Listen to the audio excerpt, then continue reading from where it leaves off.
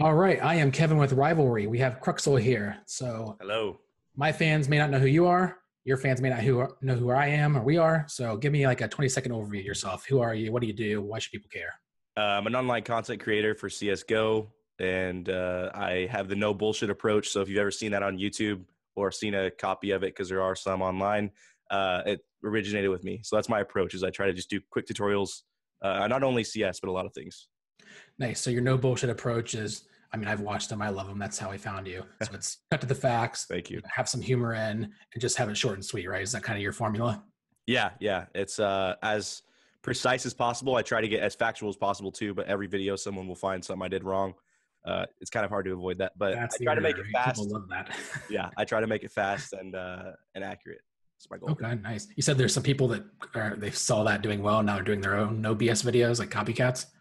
It's not really copycats, but once my rise in the beginning was for sure. I've had jolts of like popularity spikes. My Yeah. rise in the beginning, I think for my first 20 videos, when I posted to Reddit, none of them didn't hit the front page. Like just Nice. the format was super fresh and people enjoyed it. So people started doing content like it. I have a friend that does YouTube as well, who I wasn't friends with him before YouTube, but he did the similar content, which he has now kind of shifted away from, but it was a lot of fans would get confused on who did it first and stuff like that. So I like to think I'm the originator of that style, especially with like the whole monotone, kind of Yep. stale humor. A lot of people find funny. So Yeah. stuff like that. Yeah. When you're shooting that, like a 10-minute video, I mean, the editing is superb. So are you shooting a lot of little clips and editing it, or are you doing that in one straight take? There's no way you're doing it one straight take. So actually, in my older videos, you'll hear me breathing, and it's one straight take. The other one, Wow. like I just Like recorded Dust this 2 is your video. big one, right? Like I just watched that. Dust 2's the new version of Dust 2 is my first Yeah. video to hit 400K views. So that's awesome. Yeah. And then my first video ever was the old school version of Dust 2, which is not even that old school, but it just got remade. On those, I will record one take, but I'll go in and my editing is so meticulous the way I am. I cut out every single breath and every single, like when I'm not talking, like just then, that little half second, I would have cut out. Yep. I mean, that takes you from a 12-minute video to 10-minute, right? And that's Yeah. that's Yeah. like the thing people enjoy these days. Yeah. Especially if you watch, some of the more famous YouTubers that are more lifestyle bloggers, like there's fucking no dead time, right? It's Jump cuts, nonstop. jump cuts. Yeah, a lot of people ask me if I breathe, which I do breathe, but Yeah. I try to keep Just that out of the video. get rid of it in post. Gotcha. Sometimes I'll be really proud if I can, because what I'll do is I'll edit the video and then I'll watch the video while saying what I'm watching, because I know as I'm editing how I'm going to say it. Right. But sometimes I get really proud, like I'll go through it in one go and it's perfect, but oftentimes I'll have to run it back multiple times. Gotcha. Nice. Yeah. So you mentioned, we discussed prior to this kind of what things to talk about. And one of them was a lot of your fans. I mean, you have CSGO fans, of course, but a lot of them hit you up for like, how'd you become a YouTuber? Like that's everyone's, not everyone, but a lot of people aspire. Like if I can make a living on YouTube, that'd be great. So you get a lot of questions like that. So, in one hand, you don't want to give out your secrets because then you create competitors, but at the other time when you give, that's what kind of builds your audience. So as freely as you're able to, what would you give advice to people starting? I know, even equipment costs we discuss, people think it's very intimidating, but the reality is it's not that much money. So yeah. like what are kind of the few things you think are keys, ingredients to success? That's the thing. I really have no secrets, so I'm going to spill it all. Literally, the thing you need to do is be consistent, find your niche, and be different. Yeah. My biggest thing was I came into CSGO videos at a time where it was very, I don't know how you could say it. It was very overrun with bullshit videos. Like it was people taking 10 minutes to do, 1 minute's worth of content just to stretch it out. And I was like, I'm going to do something different. So that's what really made me take off. And I think that's why people took my platform and ran with it, because they liked the way I delivered the content a lot. And it was a fresh take. So if you can find that, or if you think what's missing, you think of what's my hobby, what's my game I play, what am I interested in making videos on, and what can I do differently from the current content creators that would set me apart. And then once you find that, you got to be relentless. And just like, I think my first 5 uploads I did like 5 days in a row, just because I was so excited from the feedback and I wanted to be consistent. And I'm sure you got about 8 views too, but you didn't call it quits. Yeah. And then like that was on my older videos before Dust 2. I will say my first video, I posted at like 10 p.m. on Reddit, on the Global Offensive subreddit. And I went to bed because I was about to work the next morning. Got up for work. I look at my phone and I have like 30 notifications, and it hit like bottom of front page. And then throughout the day, it rose to front page. So I will say my first actual CS video like was meteoric. Like I think I got 7,000 views and 700 subscribers. And that was nuts to me, like in one That's video. huge. Yeah. Yeah. Like, you know, you're at 50, 60,000 now, and people go like, oh, this guy just, he got lucky, had success, but like you didn't, right? And then I've like, you been appreciate every viewer, every sub. Yep. And if you look at my videos, people always say this. I literally will go through and love almost every comment because I do love it. Like that's my favorite part. I always say of making a video is when I post it and I have that hour session of just refreshing the page and replying to all the comments. I loved it. Yeah. Do you ever pay attention to a guy named Gary Vaynerchuk at all?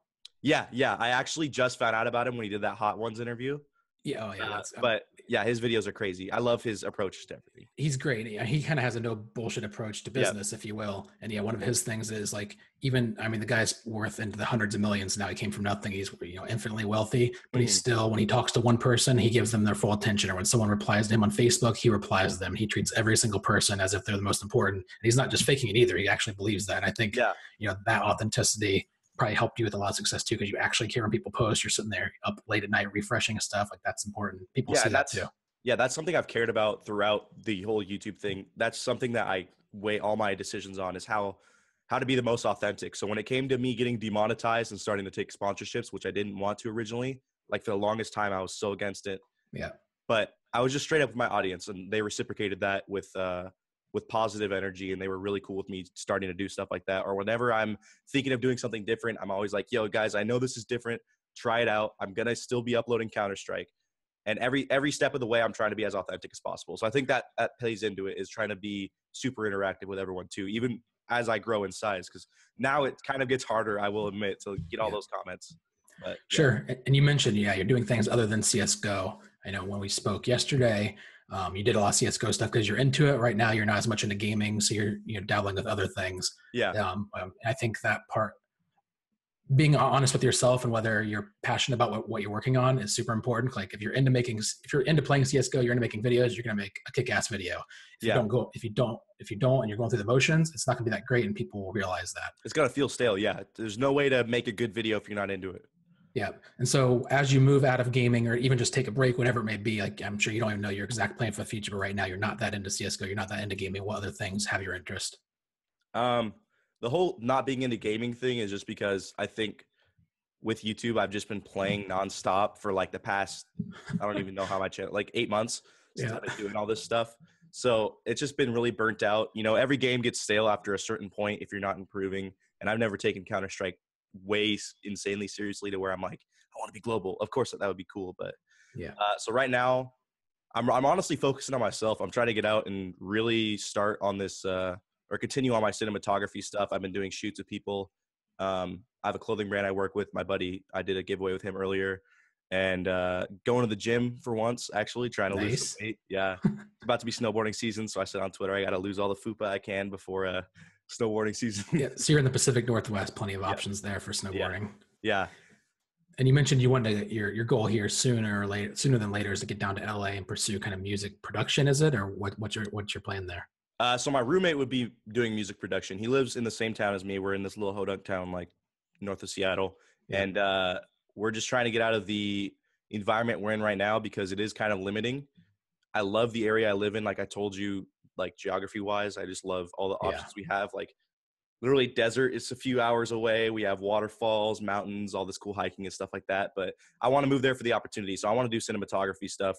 I want to be, when it comes to making a movie or a TV show, there's the director who deals with the actors, and I don't want to deal with that bullshit because they're all a bunch of whiny pricks. So I want to be the guy who decides what the shot looks like, because I think visually storytelling is super powerful. So a lot of my favorite movies are maybe not even the strongest script-wise, but they're just visually like really impressive. So I want to be the guy behind that. Awesome. Yeah, I can tell, I think that's part of your YouTube success as well. It's not just webcams up with lights. Even I watched the video of you doing the tour of your office, even just the SLR shots with like nice pans and, focusing in and out. I think the polished look of your videos, I don't think it's required for good content, but the fact that you have good content and to it, also polish it, people just appreciate that. It's something unique. You're like, oh, this is just nice to watch. Yeah, because I was watching other room tours to see the pacing and how people were doing it, and some people were like filming it with their iPhone all shaky. I didn't want to do that. If I have it at my disposal, I'm actually about to sell my camera because it's a DSLR and I want to get a mirrorless. But once I get that mirrorless camera, I'm getting the Sony A7S 2 or 3 when it comes out soon. That's going to be a lot more video content on my channel. That's not CS. Yeah, awesome. Yeah, so even on your channel, you have CS:GO, and you've done a few things on hip hop, and a CS:GO video might get 40,000 views, 100,000 views. You do a hip hop video, it gets 6,000 views, right? So Yeah. for as many people sub you for Counter-Strike, so how do you deal with explain to the audience like, hey, you came for Counter-Strike, but here's hip hop you may or may not give a shit about. Like, how do you approach that? Are you okay with alienating some people? Do you think there's like a technical approach, like maybe you make a separate channel just for music and you keep that existing channel Counter-Strike? Have you thought through that much at all? Yeah, I think about that a lot because the whole multiple channels thing would work, but I have so many interests that having like 8 or 7 channels, like would be ridiculous. So I kind of step away from that. My approach is when I either say it in the video or in the description or something, I say, if you guys aren't into content like this, just don't click it because it's not hurting you by seeing it in your sub box. It might bother you, but like if you're not into it, don't watch it. But I know, like you said, that fraction of my audience is going to like it. And if I pull in someone who doesn't like that music and maybe they check it out, or doesn't like this other game that I'm reviewing and they check it out, that's cool to me. And the views don't, everyone says this, like the numbers don't matter, but really like the sub count is awesome to see and it's cool to see my growth. But when I upload a video and it doesn't do good because it's something else, as long as it at least gets, like the audience that I'm shooting for, when I get the comments like, dude, yeah, I was waiting for this. Like, that's awesome to see that I have fans that are not even into Counter-Strike subscribing to me for the occasional music video or something like that. Yeah, the number, like you said, the number of views is a metric, but it's not the most important, right? Like even YouTube algorithm, it looks stronger, like percentage of video watch. So like even though you get 5,000 views, if those people are watching 80% of it, that's huge. Yeah, which actually, when I look at my videos, oftentimes those niche videos that aren't Counter-Strike have really crazy retention because it's those fans of mine that I have people that subscribe to me that don't play Counter-Strike, like I said, because they saw my underground hip hop series and just love music and want to. They're into you and your brand. And that's kind of the ultimate end game for you, I guess. And they're just into you, whether it's Counter-Strike or music or whatever. Like I said, my Q&A, my dream world, which I'm hopefully, honestly, once I hit a bigger sub count to where I have more of a cushion and more upload time, and when I can do this YouTube stuff, uploading like almost daily, then I'll branch out into more stuff. But in my dream world, I'd be uploading content throughout the week. That's everything I like. Awesome.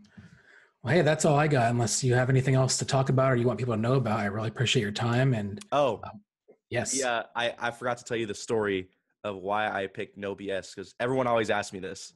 Yes, of why I started my. Okay, so I was working at Best Buy, which awesome company to work for actually, but I was sick from work for like 2 days straight, and I was trying to find a duplication glitch on GTA to where you can get like free money, right? Yes. And every single one had a dubstep intro, had "What's going on, guys? Make sure you like the video before we even start, or you even see any of the content.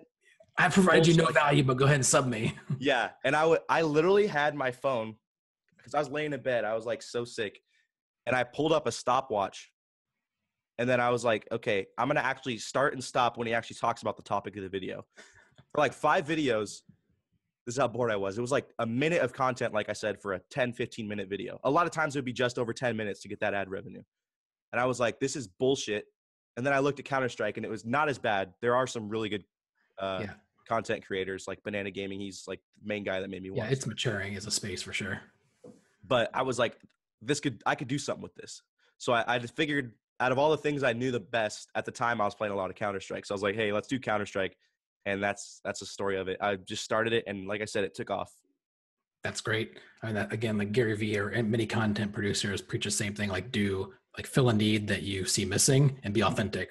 So like at the end of the day, it may not really matter. Like your meta descriptions or your channel titles or your thumbnails, like those are just kind of polished to kind of tweak the system. But at the end of the day, you got to make really great content. Like you said, that's unique to you. Yeah. And people will consume it. So yeah. Awesome. Well, hey, unless you have anything else, appreciate your time. And if you could let people know where to find you, obviously we'll link you in the description, things like that. But I know you're obviously on YouTube. You have a Twitter and an Instagram as well. Yes. Instagram is just Cruxal. Twitter is Cruxal CS because Cruxal is taken. If anyone works for Twitter and sees this, I want it. It's been inactive since 2007 or something. I know. I don't get it. Why those are still a thing. Yeah. We went after Rivalry. It's 7 years old, one tweet, and that's it. It's like, all right. Yeah. And then Twitch, I have Cruxal, which I'm hopefully going to start streaming once I get back into video games. A lot of people want me to start streaming again. I will do it Again, that PUBG hype train, man. That's where everything's going, right? I'm for some reason I will lose in like the 90th place in PUBG, but I'm amazing at Fortnite, so I might do Fortnite. It's a similar. Yeah, that's catching on for sure. Yeah. Cool. Appreciate your time. Awesome. Thanks for having me. Yeah, have a good one. Cool.